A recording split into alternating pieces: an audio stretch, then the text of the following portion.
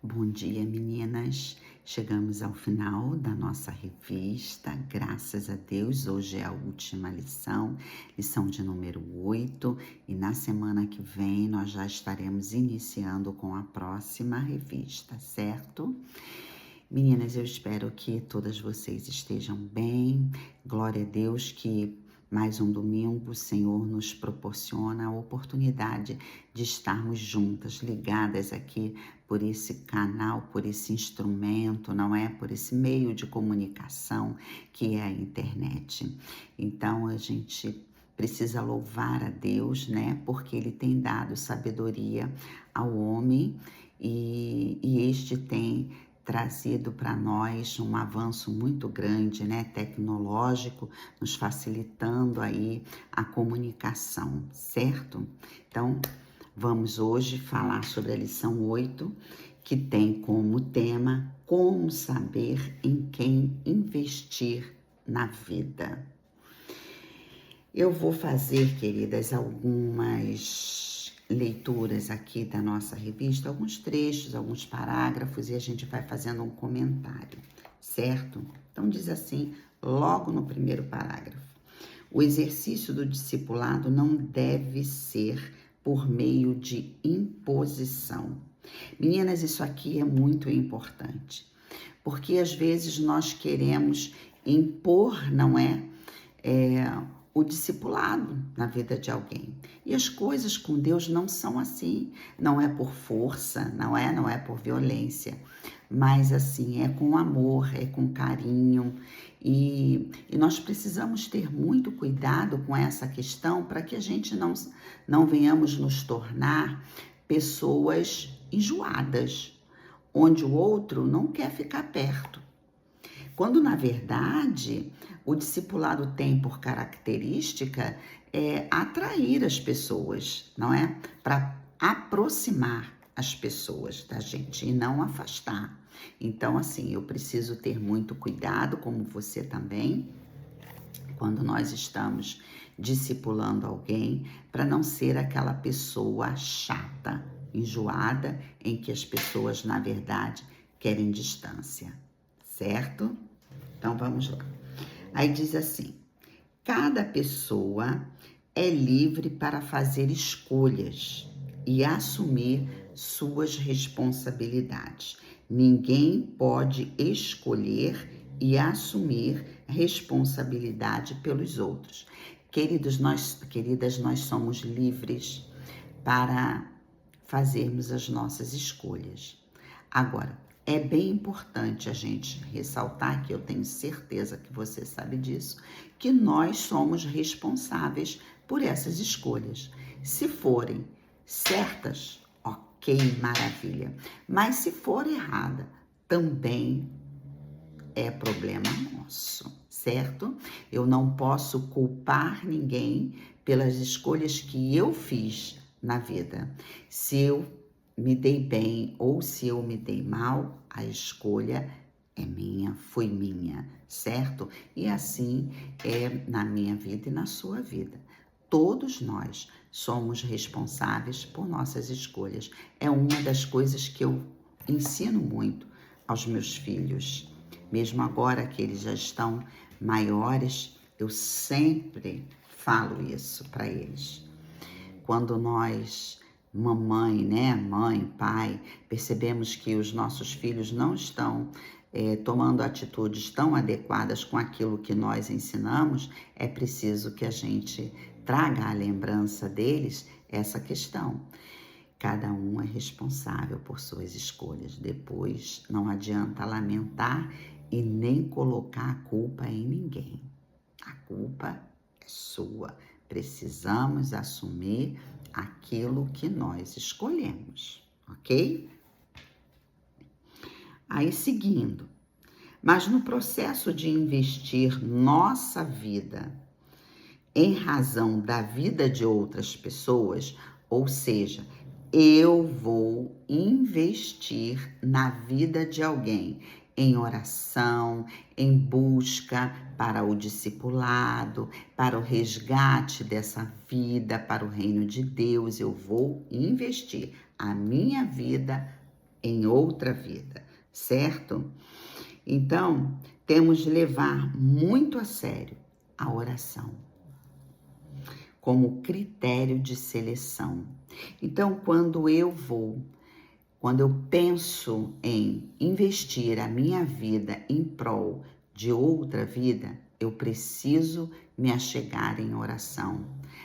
Porque ali na oração o Senhor vai me mostrar se realmente aquela pessoa é a pessoa certa para eu investir, não é a minha vida na dela. Então, meninas, preste muita atenção.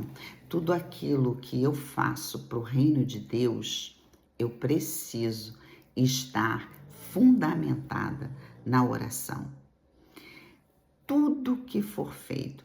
E isso não é só para o reino de Deus, não. Na nossa vida secular, as decisões que eu preciso tomar, elas precisam estar pautadas em oração.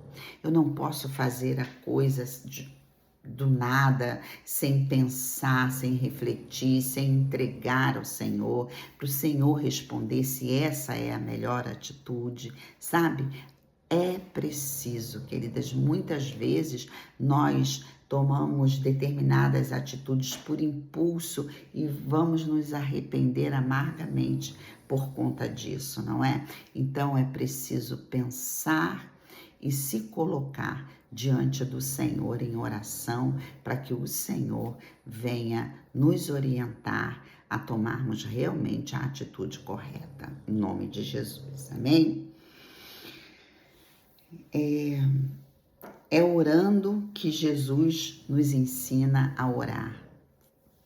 Frase assim forte que eu sublinhei aqui, né? Lucas 11:1 vai falar isso. O discípulo pede, né?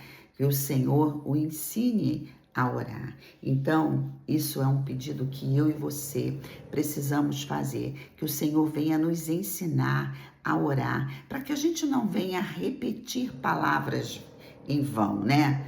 Sabe aquela coisa assim, de você ficar falando sempre a mesma coisa, sempre a mesma coisa? Não, o Senhor nos ensina a orar. Quando a gente começa a abrir a nossa boca, com a certeza de que Ele está nos ouvindo, Ele vai também nos orientando no caminho da oração, para que a gente venha crescer no conhecimento da oração, na intimidade com Ele através da oração. Amém, meninas? Seguindo, para cultivar uma vida cristã vitoriosa, mesmo em meio às agitações da vida cotidiana, precisamos perseverar em oração, pois esta prática alicerça bem a nossa vida para que nos momentos difíceis não venhamos a naufragar diante das ondas agitadas do vento. Sabe, queridas, é preciso perseverar em oração. Eu preciso estar ligada com o céu a todo tempo. Não é que eu vou ficar falando com o Senhor, eu tô lavando aqui, tô indo trabalhar, tô fazendo uma comida na minha casa, eu tô varrendo a minha casa. Eu tô ligada, eu não preciso ficar ali parada, não é? Orando, mas o meu pensamento precisa estar ligada no Senhor. Eu posso estar varrendo a minha casa ou fazendo a minha comidinha e estar falando com o Senhor: Senhor, como é bom estar ligada no trono da tua glória. Senhor, como é bom saber que eu tenho um Deus que olha por mim. Sabe, Senhor, eu estou passando pela dificuldade X, Y, Z, e você vai falar qual é a sua dificuldade. Senhor, eu preciso de uma resposta. Senhor, vem no meu socorro. Olha aí, você está conversando, você está dialogando com o Senhor. Sabe, é muito importante, queridos, que a gente esteja com o nosso coração, sabe, sempre voltado para Deus. Muitas vezes nós abrimos a nossa boca não para falar com o Senhor, mas para murmurar. não é? Colocar as insatisfações daquilo que você não teve como resposta e aí você começa a murmurar. Às vezes até sozinha, não é nem com outra pessoa, até em casa mesmo, sozinha. Ao invés de estar orando, entregando, crendo que o Senhor vai responder, você começa aí a reclamar, a murmurar, né? Poxa vida, fiz isso, fiz aquilo outro, nada adiantou, né? Olha a murmuração, sabe? A gente precisa vigiar para não dar brecha para o inimigo nos acusar, não ficar aplaudindo porque está vendo a sua fragilidade, sabe? Você precisa ter sabedoria para lidar com as situações do seu dia a dia. Amém? Então, seguindo. A oração que eleva a alma para Deus em íntimo diálogo de amor é uma disciplina espiritual discernidora. Sem a oração não é possível uma vida interior de piedade e discernimento. Queridos, queridas, a oração é quem nos liga a Deus. Não é? É através da oração que você fala com Deus e que Ele fala com você também, certo? Por isso é tão importante que nós estejamos orando e entregando a nossa vida ao Senhor. Somente na escola de oração de Jesus é que percebemos o quanto somos precipitados, mas a confiança em Deus cresce em nós à medida que mantemos nossa comunhão com o Senhor pela oração. Nos sentimos fortalecidos, porém humildes, perfeitamente humanos, porém envolvidos pela graça. Você compreende? Quando você está no seu momento de intimidade com Deus através da oração, há uma unção que nos envolve, a graça do Senhor nos envolve, não é? E aí nós podemos perceber a presença desse Deus e muitas vezes nós ouvimos a voz do Senhor. Sabe, queridas, é só buscando intimidade com o Senhor que você consegue ter experiências incríveis com o Senhor. Então, como é que você consegue isso? Só pela oração. Amém? Vamos lá. Como podemos desenvolver uma vida de oração que nos possibilita discernir em quem investir? Vamos lá? Aí a revista vai dar aí alguns tópicos, né? Então, nós precisamos desenvolver entendendo que o poder da oração está ligado à abertura sincera do nosso coração a Deus. Meninas, eu costumo sempre falar isso. Eu posso enganar a qualquer pessoa, sabe? Mas a Deus jamais eu vou conseguir esconder nada ou enganá-lo, porque Ele é um Deus que sonda o nosso coração. Ele conhece o nosso coração. Então, eu e você não vamos conseguir enganar a Deus, né? Eu posso dizer para uma pessoa que está, tá tudo bem, Vera, com você? Eu vou dizer, tudo maravilhoso, tá tudo ótimo. Mas para Deus, se isso não for uma realidade, por mais que eu fale, Ele sabe que não está bem, não é? Então, queridas, eu preciso, quando eu paro para orar, eu preciso abrir o meu coração e falar tudo o que vai nele para o Senhor, sabe? Sem buscar esconder nada, porque é impossível esconder qualquer coisa do nosso Deus. Discernindo que a oração não pode ser utilizada para fins egoístas, ou seja, eu não posso orar somente para os meus interesses, não é? Eu vou orar por uma série de outras coisas que não envolve só a minha vida, mas envolve a vida de outras pessoas ou envolve situações que precisam ter a interferência do Senhor, não é? Então, a nossa oração não pode ser somente eu preciso, eu quero, eu desejo. Não é só eu, não é? Tudo que o Senhor vai me dar, com certeza, vai ser até para um compartilhar, certo, queridos? Então, nada de egoísmo. Abra teu coração para orar, não que você não vai falar dos seus problemas. É lógico que você vai falar das lutas que você está atravessando. Não tenha dúvida disso. Mas eu não preciso, eu não tenho que me deter somente naquilo que eu estou passando, certo? Tendo cuidado para não usar a oração como cúmplice de nossas ações injustas. O que é isso? Às vezes nós erramos com pessoas e aí a gente vai para a oração tentando se defender, né, diante de Deus através da oração. Sabe, queridas? Quando eu erro com alguém, eu preciso assumir o meu erro, pedir perdão tanto a Deus quanto à pessoa, certo? E não procurar me justificar diante de Deus através da oração ou de qualquer outra coisa, porque, como eu já falei, o Senhor conhece, certo? Compreendendo que a oração não é um monopólio, é privilégio de qualquer pessoa. Ou seja, não só eu oro, qualquer pessoa ora. Outra coisa, parar de terceirizar a oração, não é? Tem gente que vive pela oração do outro, não quer ter esse tempo de investimento, não quer investir em oração. É mais fácil pedir para o pastor, para a irmãzinha, para o irmãozinho da oração, não é? Terceirizar a oração.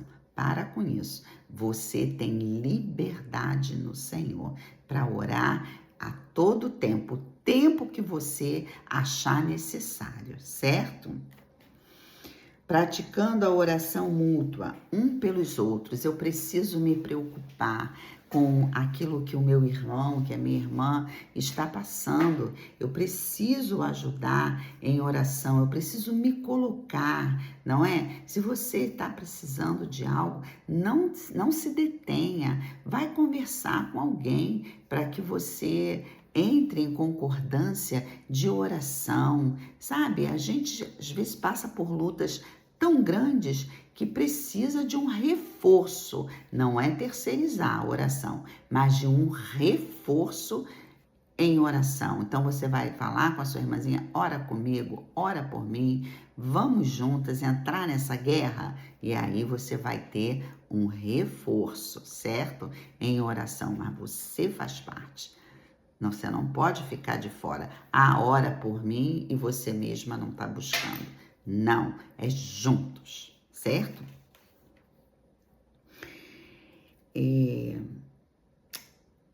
A oração, na prática, é uma das armas do cristão para o seu crescimento espiritual. Então, olha, através da oração você adora o seu Deus. Através da oração, você entra na batalha espiritual. Através da oração, você expressa sua gratidão a Deus, não é verdade? Através da oração, você busca o seu crescimento espiritual. Então, você está vendo como a oração, ela é fundamental na vida daqueles que querem buscar a Deus, que querem seguir os passos de Jesus. É impossível seguir a Jesus se você não tem uma vida de oração. Amém? Seguindo, estamos caminhando já para o final. Meu Deus, o tempo passa muito rápido, estamos chegando aos 20 minutos. Em suma, o discipulado implica em obediência radical a Jesus. Esta é a condição básica do verdadeiro discipulado. É um perigo afirmar que reconhece a autoridade de Jesus Cristo só em palavras e não na forma de estilo de vida. A perseverança é um dos critérios para o discipulado. O discípulo só permanece quando começa de forma correta. Ser atraído pelos milagres não é uma forma correta. Jesus censurou a atitude da multidão ao procurá-lo apenas por haver multiplicado o pão. E tal atitude se deu pelo fato de a mesma estar equivocada sobre a natureza do ministério de Jesus. De fato, Jesus quer ver uma confissão de fé sincera, como aquela que Pedro fez: Senhor, para onde iremos? Tu tens as palavras de vida eterna.